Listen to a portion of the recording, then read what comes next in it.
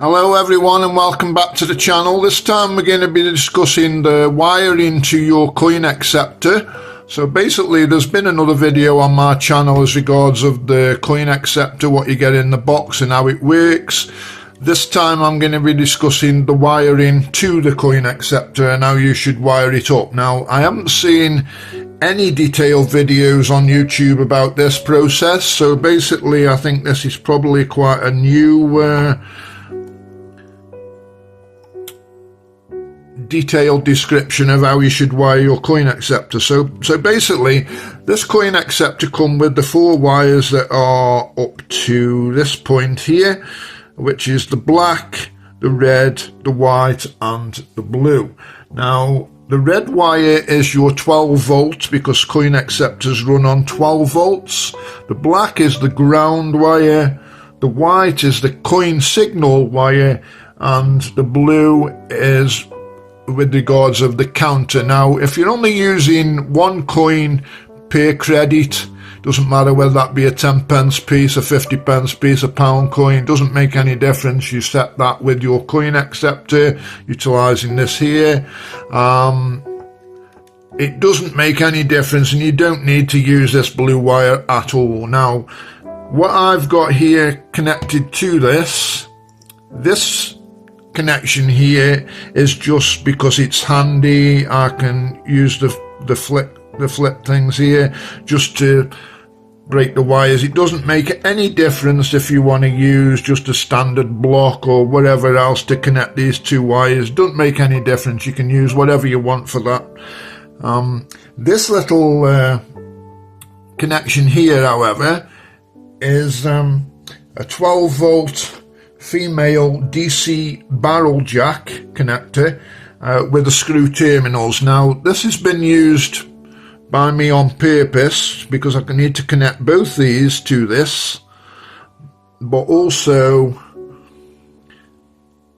because I'm using an arcade 1-up cabinet, this is the actual connector here, and this will allow me to connect my power supply directly to this, which gives me power to the actual coin acceptor, and it gives me power to this little device here which I've implemented, and this is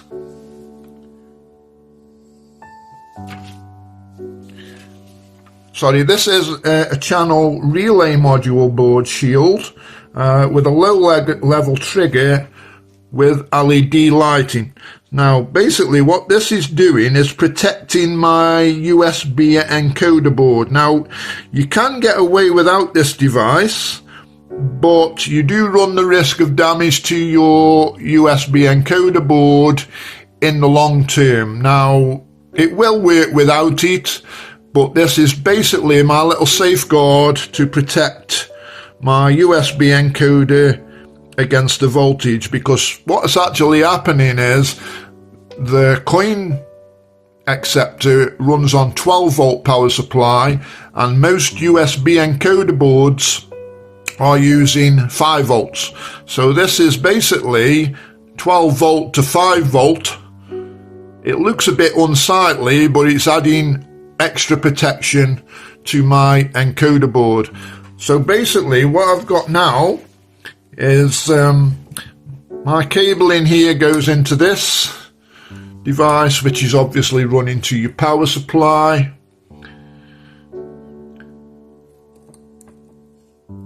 Runs then, there's 2 cables are duplicated straight into this little device, my relay module, and then back out of that.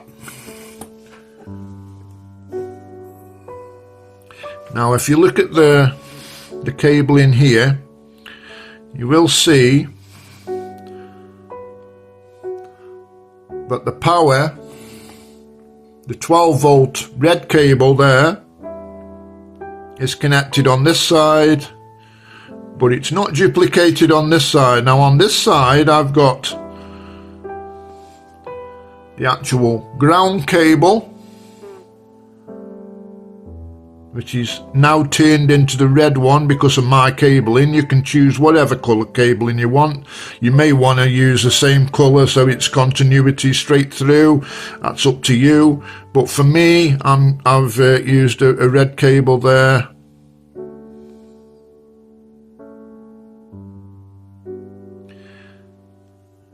And my ground cable.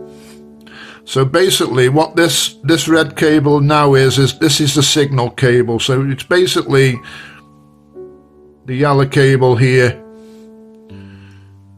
continued now using a red cable. I only need 2 connections to this device.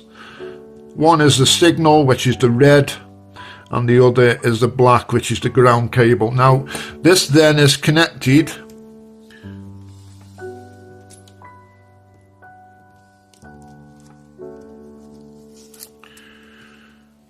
to this little mesh mass-up, if that's what you want to call it. It's a bit of a mess at the moment, but basically it works.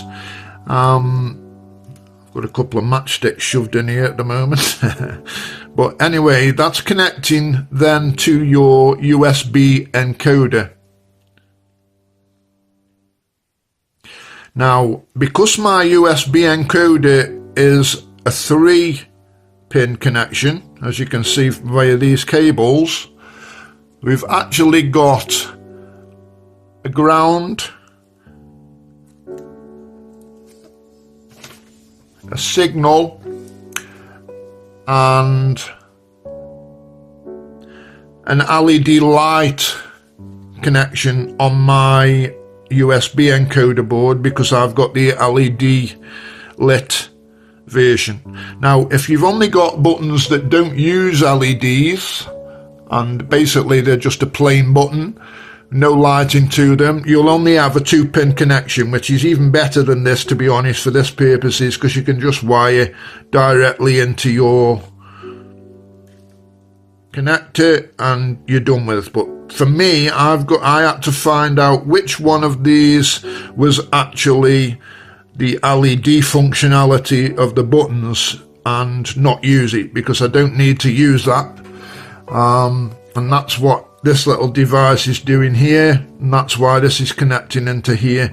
Just makes it far simpler for me to use this device plugged into my USB encoder, and this here can also be plugged into my select button.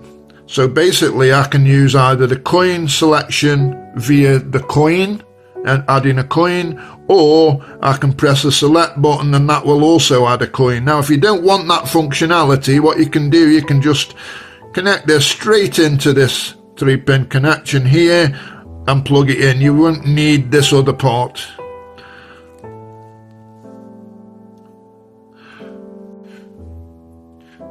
Okay, so what I've done now, I've just moved the coin selector into the middle of the camera so it's focused better, and also the coin relay module board there with the green and the red LEDs, just so I can show you that what happens when I insert a coin. Now the red LED on the module board there is a power supply to the module board, and the green denotes whether it's normally open, normally closed, and will detect a coin and send a signal. So basically when the green LED flickers, when I insert this coin, if you watch the green LED and it just instantly flickers there, that's detecting a signal that a coin has been inserted, which it will then send to your USB encoder board. So basically that's adding a credit. Obviously it also protects your USB encoder board, as I've stated earlier. We're transferring the current to a 5 volt for your encoder board from the 12 volt. Now also, if I switch off this device,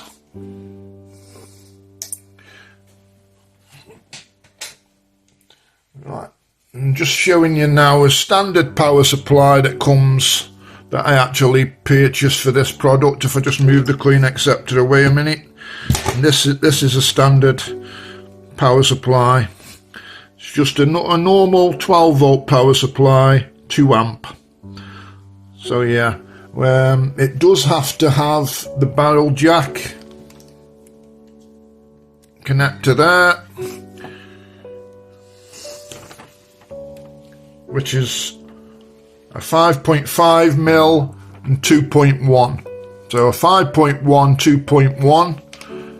Any connectors that you get, so basically extension connectors, splitter cables, anything like that, will need to be 5.1, 2.1 to accommodate this. So basically they just clip in. So that's pretty simple. The same with the female adapter here, which is also 5.1, 2.1. And any extension cables that you might need for your cabinet. You can get extension cables here which would be able to extend this connection. Again, just utilizing the same dimensions. I think that pretty much wraps up this video now, so thanks for watching. Please like, subscribe, and thanks again for watching.